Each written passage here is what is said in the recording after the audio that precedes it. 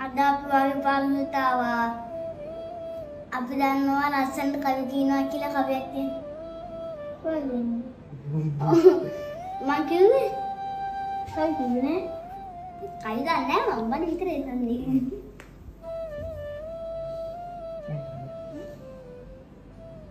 සොවට පාලනු රත්නාවලේ නම් සොඳුරු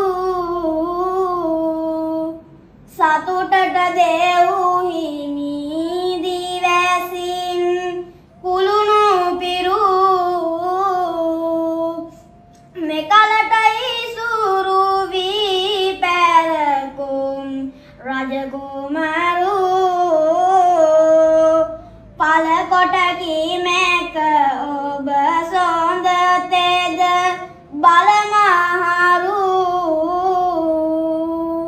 මේ කවිය කියන්නේ ලස්සන කිව්වා. ඔව් ලස්සනයි. ලස්සනයි කවිය. එතනම කිව්වා. එතනම හොඳයි. මං හිතුවේ නෑ අම්මා ගැන කියන්න පුළුවන්. අම්මා ගැන කවි කියන මම අර කියලා දුන්නේ. සෙත් පිරිතේ කියන කොටස. සෙත් පිරිතේ ගුණ පවසමි සෙත් පිරිතයි අම්මා මෙත් ගාඟුලේ ගුණ පවසමි මෙත් සයුරයි අම්මා ගංගාවේ ගුණ පවසමි දිය ඇල්ලයි අම්මා සිත්සනහා පැවදි උවද ගෙදර බුදුන් අම්මා ආනේ ලස්සන කවි කියන්න බෑ දැන් ඊළඟට නම් ඔව්, දැන් බණකට ආරාධනා කරනවා අපි දැන් අපි හදන්නේ ආයි මායි ලස්සන වැඩක් කරන්න. අනේ මම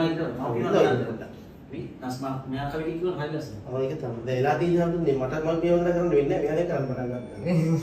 මොකද කරන්නේ? මම බණ කියනවා නේද? මම කියනවා මේ මෙයා මොකද කරලා දෙන්නේ නේ? මේ මම බණ කියනවා. ලස්සන කවි. අපි අහලා නෑ. ඊකටම දාලා කවි එක එක දවසට. ඔව්.